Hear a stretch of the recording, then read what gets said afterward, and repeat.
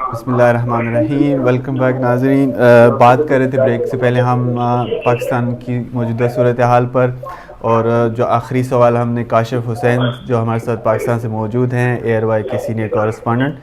ان سے ہم نے پوچھا میڈیا کے حوالے سے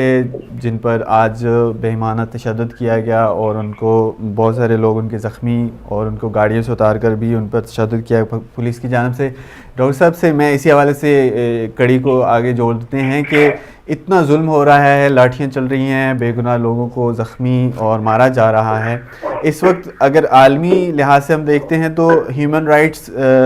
commission, human rights watch, Pakistan media watch, Pakistan human rights کی کمیشن جو ہے بالکل خاموش نظر آ رہے ہیں، خاموش تماشائی بن کے دکھائی دے رہے ہیں ہم کو. اس کی کیا وجہ ہے؟ جی توقیر، اس کی ایک وجہ جو سمجھ میں آتی ہے وہ یہ ہے کہ حالانکہ میرا خود تعلق ایک پنجابی خاندان سے ہے، لیکن پاکستان میں پنجابی اشرافیہ کا ایک بہت گہرا اور پورا اثر اور مؤثر رول رہا ہے، اور ان کی ڈومیننس رہی ہے. اور بدقسمتی کی بات یہ ہے کہ نہ صرف سیاست میں، عدلیہ میں، میڈیا میں اور فوج میں، بلکہ انسانی حقوق کے جو گروپس ہیں اور جن سے ہم توقع رکھتے ہیں کہ وہ لوگوں کے انسانی حقوق کے بارے میں بغیر کسی مذہب، فرقے یا رنگ و نسل کی تفریق کے آواز اٹھائیں گے، ان پر بھی پنجابی اشرافیہ کا، جس کو آپ کہہ سکتے ہیں ایلیٹ لبرلز اور ایلیٹ لیفٹسٹ اینڈ مارکسسٹ، ان کا غلبہ ہے. اور یہی وجہ ہے کہ کل ہم نے ایک خاص ٹی وی چینل پہ، کہ جو مشہور ہے سرکاری ٹی وی چینل سے بھی زیادہ نواز شریف کی چاپلوسی میں، وہاں پر ہم نے دیکھا کہ آسمہ جہانگیر صاحبہ بہت ہی سخت انداز میں طاہر القادری پہ اور عمران خان پہ اور ان کے کارکنان پہ تنقید کر رہی تھیں اور نواز شریف کی حکومت کا دفاع کر رہی تھیں، لیکن ان کو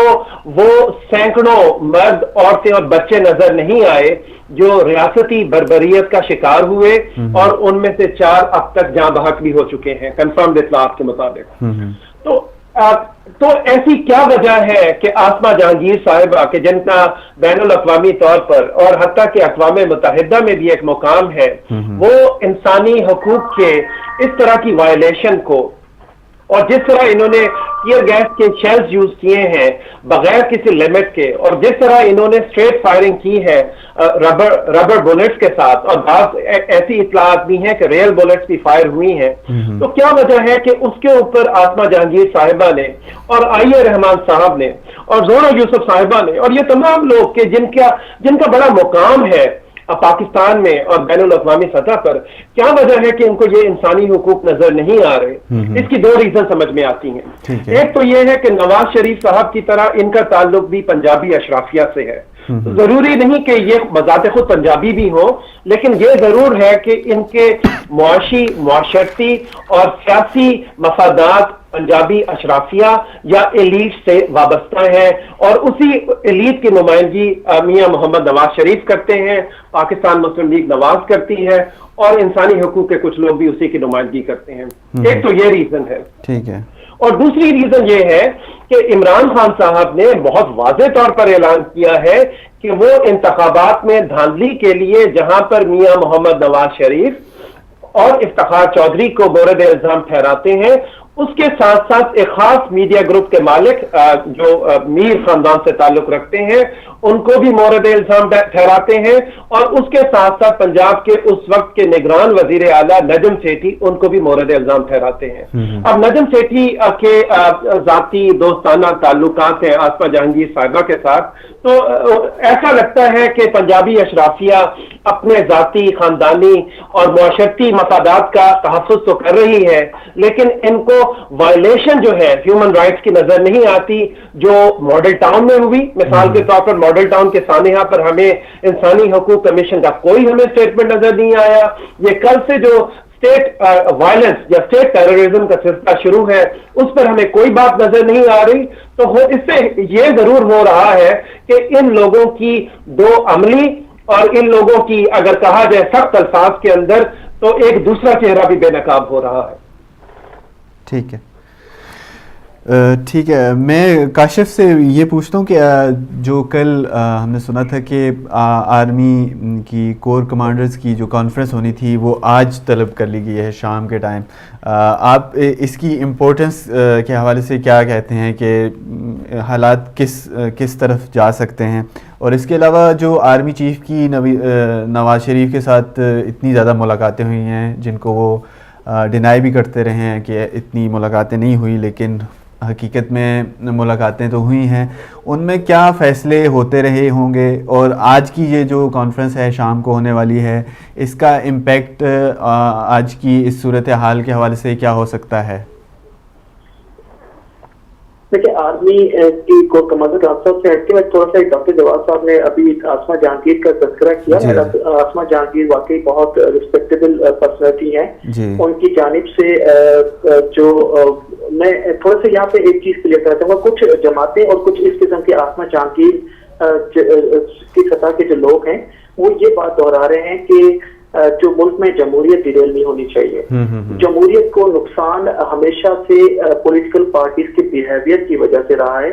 کبھی بھی آرمی نے انٹرپ جب بھی کیا ہے اس وقت سچویشن ایسی ورس ہو جاتی ہے کہ ان کو مجبوراً، جو میں نے دیکھا ہے 99 کا اگر آپ دیکھ لیں اس وقت میں جو میاں نواز شریف کے اقدامات تھے اور آج جو اقدامات ہیں اس قسم کی صورتحال پیدا ہوتی ہے. میں طاہر القادری صاحب کے مطالبات، طاہر القادری صاحب کی شخصیت سے ہٹ کے، عمران خان کی شخصیت سے ہٹ کے ان کے مطالبات سے بات کرنا چاہتا ہوں. ان کے مطالبات کیا ہیں؟ ان کے مطالبات یہی ہیں کہ مجھ سے میں گڈ گورننس ہو، کرپشن کا خاتمہ ہو جو کہ ہر عام آدمی چاہتا ہے، انتخابی اصلاحات ہوں، یعنی کہ جس قسم کے انتخابات اب ہوئے ویسے نہ ہو، ایسے انتخابات ہوں جس کے اندر واقعی حقیقی جمہوریت ہو اور لوگوں کے مسائل حل ہوں. صرف سیاسی ایک فوجی اور غیر فوجی ایک عام آدمی کی کرسی پہ بیٹھنے سے جمہوریت نہیں آتی، رویوں میں بھی جمہوری ہونے چاہیے اور اس کے بعد جو حکومت کا طرز عمل ہے وہ بھی جمہوری ہونا چاہیے. جو کیانی جسٹس ریٹائرڈ کیانی کے حوالے سے آسما جہانگیر نے کھلے عام ہر چینل پہ آ کے کہا کہ ان کی بہت قریبی قربت رہی میاں برادران سے. اس کے ساتھ ساتھ انہوں نے یہ بھی انکشاف کیا کہ انہوں نے فخرو بھائی جو چیف الیکشن کمشنر تھے ان کو یہ بتایا بھی کہ محتاط رہیے گا کیانی صاحب سے. اور اس کے بعد جس طریقے سے آروز کے آئے اور جو حلقوں میں مختلف حلقے کھولے گئے اس کے اندر جو انگوٹھوں کے نشان ہیں یا ان کی جو فرانسک رپورٹس نہ موصول ہونا، سیاہی کا غلط استعمال ہونا، یہ وہ چیزیں ہیں جو کہ یقیناً ہر شہری کے لیے لمحہ فکر ہے. اس پر جب بات کی جا رہی ہے تو مطالبات بھی اسی کی روشنی میں، مطالبات کو منوانے کے لیے اب جس نہج پہ یہ لوگ پہنچ چکے ہیں یہ نہج نہیں آنی چاہیے تھی. اس سے کب اس معاملے کو ہینڈل کر لینا چاہیے تھا. ایک تو یہ چیز کلیئر ہونی چاہیے کہ پاکستان میں جو ہیومن رائٹس یا سول سوسائٹی ہے وہ جو ہے وہ اس وقت جو رول پلے کر رہی ہے اس کو آگے آنا چاہیے اور ان کو اپنا ایک کردار ادا کرنا چاہیے. اس کے ساتھ ساتھ ایک اور امپورٹنٹ چیز جو میں محسوس کر رہا ہوں، ہمیشہ سے میں نے دیکھا ہے کہ پاکستان میں آمریت ہو یا جمہوریت کے خلاف ہو یا جمہوریت کے حق میں وہ لوگ نکلے جن کے پیروں میں چپل نہیں ہوتی تھی، جو بھوکے اور مطلب حالات کے مارے ہوئے لوگ ہوتے تھے. آج میں پہلی مرتبہ دیکھ رہا ہوں اسلام آباد، کراچی میں جو مظاہرے ہو رہے ہیں، پاکستان کے دیگر حصوں میں جو مظاہرے ہو رہے ہیں، وہ ایلیٹ کلاس جو کہ ایئر کنڈیشن کمروں سے باہر نہیں نکلتی تھی، ان کی ایک بڑی میجورٹی ان مظاہروں میں شریک ہے. تو یہ چینج کا جو عمل ہے اس میں اب وہ لوگ بھی شامل ہو چکے ہیں جن کا ماضی میں کوئی کردار پاکستان کے حوالے سے نہیں رہا تھا، جسے ہم مراعات یافتہ طبقہ کہتے ہیں یا پھر ہم ایلیٹ کلاس کہتے ہیں یہاں پہ پاکستان میں. اس کے ساتھ ساتھ ایک جو آپ نے کور کمانڈر کانفرنس کی بات کی، تو کور کمانڈر کانفرنس میں دیکھیں فوج کا بڑا پازیٹیو رول رہا ہے ساری سچویشن میں. مختلف مراحل میں جب بھی کوئی سچویشن کریٹ ہوئی، لوگوں نے کہا کہ پاکستان میں جو دہشت گردی جا رہی ہے اس پر مذاکرات ہونے چاہیے. میں بات کروں گا جو طالبان سے مذاکرات چل رہے تھے اس میں فوج نے پولیٹیکل گورنمنٹ کو باقاعدہ پورا ایک موقع دیا، کمیٹیز بنی، وہاں ان کمیٹیز نے مذاکرات کیے اور جب آئین کو نہ ماننے اور ریاستی اداروں پر حملے جاری رہے تو پھر مجبوراً آپ نے دیکھا وہ کراچی ایئرپورٹ پہ اتنا بڑا حملہ ہوا. اس کے ساتھ ساتھ دیگر مختلف جو ہے دھماکے ہوئے جس میں کئی ہمارے سیکورٹی فورسز اور عام شہری جہاں بک ہوئے. تو پھر مجبوراً آرمی نے فیصلہ کیا کہ جی اب ان لوگوں سے بات چیت نہیں ہونی چاہیے اور ان کے خلاف آپریشن ہونے چاہیے. تو موقع آرمی ہمیشہ دیتی ہے پولیٹیکل گورنمنٹ کو. ابھی جو آپ دیکھ رہے ہیں جو مظاہرے چل رہے ہیں اسلام آباد میں، لانگ مارچ تو میرے خیال میں 14 اگست کی صبح شروع ہوا جو پہنچا اسلام آباد میں. آج تقریباً 16-17 دن ہو گئے ہیں یہ لوگ اسلام آباد میں بیٹھے ہیں. تو یہ 16-17 دن ایک ٹالرنس ہی ہے جو اداروں کی ہے، جو کہ خاموشی سے پولیٹیکل گورنمنٹ سے مسلسل یہ کہہ رہے ہیں کہ آپ ان معاملات کو پولیٹیکلی حل کریں. ایک بہت اہم ایشو آپ کو یاد ہوگا اب سے کچھ دن قبل آیا جس میں آرمی چیف نے ڈاکٹر طاہر القادری کو اور عمران خان کو سے ملاقات کی، اور اس ملاقات کے اندر کے بعد جو پھر صورتحال پارلیمنٹ میں میاں نواز شریف نے کریٹ کی کہ جی ان کی جانب سے آرمی چیف کو یہ نہیں کہا گیا تھا کہ جی آپ مسالت کا کردار ادا کریں یا آپ بیچ میں آ کے ان لوگوں سے ہمارے درمیان جو ریگولر افیئرس کو ختم کرنے کی کوشش کریں. چودھری نثار صاحب کی اسٹیٹمنٹ آئی کہ ان کی جانب سے یہ کہا گیا کہ جی میں نے اس میں معاملے میں کردار ادا کیا اور آرمی چیف جو ملے ہیں وہ ہماری، یعنی گورنمنٹ کے اندر بھی اپنے اندر بھی یہ توازن نہیں ہے کہ وہ کیا کرنا چاہتے ہیں. اب جو آج ہونے جا رہی ہے کور کمانڈر کانفرنس، یقیناً دیگر ایجنٹوں کے ساتھ ملک میں جو اس وقت اتنا بڑا اہم مسئلہ پیدا ہوا ہے ریڈ زون کے اندر. آپ گزشتہ روز کی آپ مثال دیتے ہیں، مظاہرین کو جب پارلیمنٹ کے اندر گھسنے لگے تو فوج نے روکا تو پارلیمنٹ کے اندر نہیں انٹر ہوئے. پارلیمنٹ کے احاطے میں یعنی کہ پارلیمنٹ کے اندر انٹر نہیں ہوئے، کراس تک اس کی گارڈن تک ضرور گئے اور اس کے بعد اسٹاپ ہو گیا. اسی طرح دیگر جگہوں پہ بھی جہاں آرمی تعینات ہے تو مظاہرین ان کا احترام کیے ہوئے ہیں. جب اداروں کے لوگ ان کے اوپر جس رویے، آرمی کا رویہ اگر اچھا ہے تو یقیناً مظاہرین اس چیز کو سمجھ رہے ہیں اور وہ اس پر کوئی خاص مزاحمت نہیں کر رہے. جبکہ پولیٹیکل گورنمنٹ جس کی سربراہی اسلام آباد کیونکہ وفاقی کیپٹل ہے، وفاقی حکومت کے اندر میں آتا ہے، ادھر آپریشن کی براہ راست ذمہ دار جو ہیں وہ وفاقی وزیر داخلہ چودھری نثار صاحب ہیں. چودھری نثار صاحب کی بھی بات چیت چلی، یہاں تک ہم نے پرمیشن دے دی ہے، اس سے آگے نہیں جائیں گے. تو مظاہرین بیٹھے رہے ہیں وہاں پہ. اب بھی ان مظاہرین کی جانب سے یہی کہا جا رہا ہے کہ ہم اپنی جگہ چینج کر کے وزیر اعظم ہاؤس کے سامنے بیٹھنا چاہتے ہیں، کیونکہ ہم نے پچھلے 16-17 دن میں یہ پروو کیا ہے کہ ہماری طرف سے ایک لاٹھی بھی نہیں چلی ہے، ہماری طرف سے ایک پتھر بھی نہیں چلا ہے. اتنی بڑی تعداد میں مظاہرین کا ہونا اور وہاں بیٹھے رہنا اور کوئی ناخوشگوار واقعہ بھی رونما نہ ہو، یہ بھی ایک مثال قائم کی گئی پی ٹی آئی کی طرف سے اور پاکستان عوامی تحریک کی طرف سے. اور اس کے بعد جب وہ اگر آج بھی اگر آپ تقریریں سنیں علامہ طاہر القادری کی، عمران خان کی، تو ان کا یہی کہنا ہے کہ ہم ڈاؤن اسٹریٹ کا انہوں نے ذکر کیا کہ وہاں بھی وزیر اعظم کے گھر کے باہر مظاہرے ہوتے ہیں، واشنگٹن ڈی سی میں پینٹاگون کے سامنے بھی ہوتے ہیں، دیگر مقامات پہ بھی مظاہرے کرتے ہیں، پرامن احتجاج ہوتا ہے. ہمیں بھی وہی احتجاج کرنے کا حق دیا جائے، ہمارے کے بیٹھنا چاہتے ہیں. اس پر اس قسم کی بربریت اگر ہوگی تو یقیناً لوگوں کی نظریں اس وقت ہیں کوئی تو ہو بیچ میں جو اس معاملے کو حل کرے، کوئی تو آئے جو اس صورتحال جو کہ 16-17 دن سے اس ملک میں جاری ہے اس میں اپنا کردار ادا کرے. تو آج میری نظر میں کور کمانڈر کانفرنس کی کافی اہمیت ہے. آج جو اجلاس ہوگا اس مقصد پہ غور کیا جائے گا. ماضی میں جو میرے اپنے ذرائع ہیں ان کے مطابق فوج نے ان کو میسج صرف پولیٹیکل گورنمنٹ کو یہی دیا ہے کہ یہ پولیٹیکل مسئلہ ہے، اس کو پولیٹیکل سطح پر ہی حل کیا جائے. اچھا ٹھیک ہے. ابھی ایک کانفرنس جو لاشیں گرتی ہیں کاشف، ابھی ایک وزیر اعظم کی زیر صدارت ایک اجلاس ختم ہوا ہے جس میں مشترکہ اجلاس کی ڈیمانڈ کی گئی ہے کہ وہ سمن کیا گیا ہے. اس کے علاوہ پنجاب پولیس کے رول کو کافی سراہا گیا ہے اور ریاستی اداروں پر حملے کی مذمت کی گئی ہے جو مظاہرین کی طرف سے کیا گیا ہے. ڈاکٹر صاحب کو میں شامل کرتا ہوں اس میں. میں ان سے کہتا ہوں کہ اسلام آباد میں پنجاب پولیس کا مظاہرین کو اس طرح تشدد کا نشانہ بنانا اور صوبہ پنجاب کی مشینری جو ہے وہ کیپٹل میں یوز کرنا، یہ کیسا تاثر ہوگا؟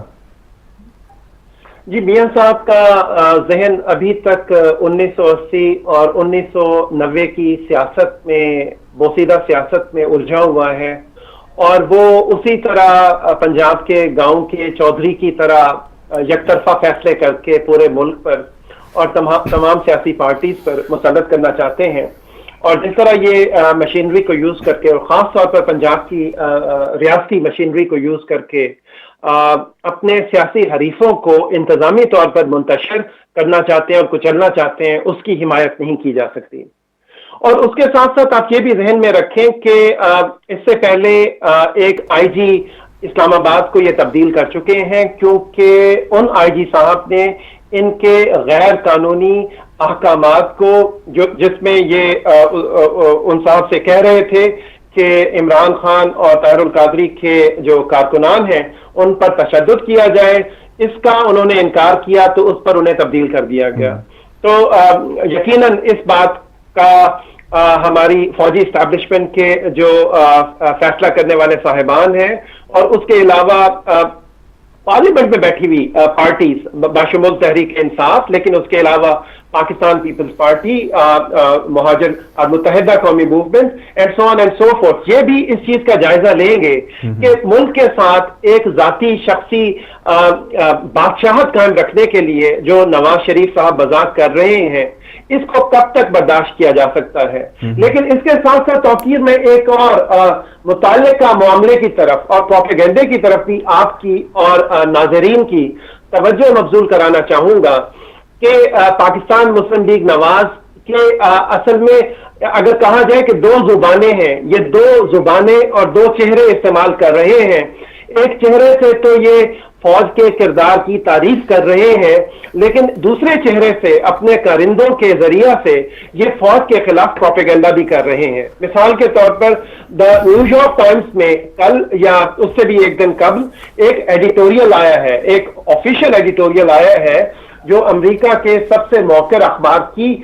سرکاری پالیسی کا ترجمان ہے، جس میں فوج پر، عمران خان پہ اور طاہر القادری پہ شدید تنقید کی گئی ہے۔ تو یقیناً وہ ایڈیٹوریل امریکہ میں بیٹھ کر جس نے بھی لکھا ہے وہ ایک ایسا کردار ہے جس پر پاکستان مسلم لیگ نواز کا نجم سیٹھی اور میر شکیل الرحمان لابی کے تھرو اثر تھا۔ تو اس طرح کے جو اقدامات پاکستان مسلم لیگ نواز اٹھا رہی ہے پاکستان فوج کے خلاف اور پاکستان کی سیاسی جماعتوں کے خلاف، ان کی کس طریقے سے توجیہ کی جا سکتی ہے؟ اور اس کے بعد یہ پروپیگنڈا کر رہے ہیں کہ عمران خان اور طاہر القادری کی سیاسی تحریکوں کے پیچھے اور ان کے احتجاج کے پیچھے فوج کا ہاتھ ہے، اور یہ وہی بولی ہے جس کو بعد میں آسما جہانگیر بھی بولتی ہیں، یہ وہی بولی ہے جس کو حامد میر بھی بول رہے ہیں اور دوسرے صاحبان بھی بول رہے ہیں۔ تو میں صرف آپ کی توجہ کچھ ناموں کی طرف مبذول کراؤں گا۔ میں ناظرین کے سامنے کچھ نام رکھتا ہوں جو مسلسل، جن کا تاریخی کردار ہے کہ یہ اسٹیبلشمنٹ کے ساتھ حلیف رہے ہیں۔ یہ نام ذرا سن لیجئے۔ انصار عباسی صاحب ہیں، مجیب الرحمان شامی صاحب ہیں، ہارون الرشید صاحب ہیں، سید طلعت حسین صاحب ہیں، طاہر اشرفی صاحب ہیں، حامد میر صاحب ہیں، احمد لدھیانوی صاحب ہیں، نجم سیٹھی صاحب ہیں، مولانا فضل الرحمان صاحب ہیں، مفتی نعیم صاحب ہیں، حافظ سعید صاحب ہیں۔ اگر یہ لوگ اینٹی اسٹیبلشمنٹ ہیں تو ہمیں سمجھنا پڑے گا کہ اسٹیبلشمنٹ کیا چیز ہے۔ یقیناً پاکستان مسلم لیگ نواز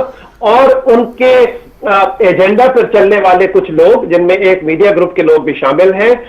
وہ یقیناً یہ تاثر دینے کی کوشش کر رہے ہیں کہ یہ اسٹیبلشمنٹ ورسز اینٹی اسٹیبلشمنٹ کشمکش ہے، جس میں وہ ثابت کرنا چاہتے ہیں کہ نواز شریف اینٹی اسٹیبلشمنٹ ہے۔ نہیں، یہ بات غلط ہے، بلکہ نواز شریف بذات خود اسٹیبلشمنٹ کے ایک نہایت طاقتور طبقے کی نمائندگی کرتے ہیں، اور ان کے ساتھ سپاہ صحابہ اور جماعت الدعوہ اور دیگر کل عدم دہشت گرد گروہ موجود ہیں، اور یہ ایک ایسی چیز ہے جس کا یقیناً پاکستان کی سیاسی جماعتیں اور پاکستان کی فوج کو نوٹس لینا چاہیے، کیونکہ شمالی وزیرستان میں اور دوسرے قبائلی علاقہ جات میں اور ملک کے دیگر علاقوں میں فوج انہی تکفیری دہشت گردوں کے خلاف لڑ رہی ہے، جو آج نواز شریف اور نوازی جمہوریت کے دفاع میں نواز شریف کے ساتھ کھڑے ہیں۔ ٹھیک ہے، کاشف سے میں پوچھتا ہوں کہ پی ٹی آئی کے جو چیف ہے عمران خان صاحب اور ان کے جو پریزیڈنٹ ہے جاوید ہاشمی صاحب، وہ ہم نے دیکھا ہے کہ اکثر ناراض ہو کے چلے جاتے ہیں۔ اس دفعہ بھی یہی ہوا کہ وہ ناراض ہو گئے اور انہوں نے عمران خان کو کہا کہ انہوں نے وعدے کی خلاف ورزی کی ہے، جس کی بنا پر وہ وہاں سے چلے گئے۔ آپ کیا سمجھتے ہیں کہ اس طرح کا موقف اتنے بڑے منجے ہوئے سائنسدان کی جانب سے، سیاستدان جو ہے ان کی جانب سے کیسا ہے کہ بار بار روٹھ جاتے ہیں اور اینڈ پہ پھر منا کے ان کو لایا جاتا ہے؟ آپ دیکھتے ہیں کہ دوسرے جو ایم این ایز ہیں ان پہ بھی اس کا اثر پڑے گا جو پی ٹی آئی میں ہیں؟ دیکھیں، میں پہلے تو ایک وہ جو آپ نے خبر وزیر اعظم والی بتائی اس میں لیٹسٹ ڈیولپمنٹ یہ ہے کہ ایک طرف تو انہوں نے جو اجلاس ہوا اس میں یہ کہا گیا ہے کہ جو مظاہرین ہیں وہ مذاکرات کی ٹیبل پہ آئیں. دوسری جانب پولیس نے جو کاروائی کی ہے اس پر اپریشیٹ کیا گیا. وزیر داخلہ سے کہا گیا کہ ان کو فری ہینڈ ہے، وہ ان مظاہرین کے خلاف جو بھی کر سکتے ہیں ان کو کے خلاف اٹھائیں، ایکشن اٹھائیں. تو یہ دو مسترات قسم کے اطلاعات ہیں کہ اگر آپ کسی کو مذاکرات کی ٹیبل پہ لانا چاہتے ہیں، اس سے بات کرنا چاہتے ہیں اور اس کو یہ بھی کہیں کہ آپ پر جوتے اور لاٹھی اور ڈنڈے بھی برستے رہیں گے، تو یہ ایک پولیٹیکل انمیچورٹی کا جو سما نظر آتا ہے. جہاں تک آپ نے بات کی جاوید ہاشمی صاحب کی، مختوم جاوید ہاشمی مسلم لیگ نون سے وابستہ رہے. ان کا بہت اچھا کردار رہا ایز اے اپوزیشن جب نون لیگ جنرل مشرف کے دور اقتدار میں پارلیمنٹ میں تھی، تو اس وقت انہوں نے ہی جیلیں کاٹی اور ایک بہت اچھا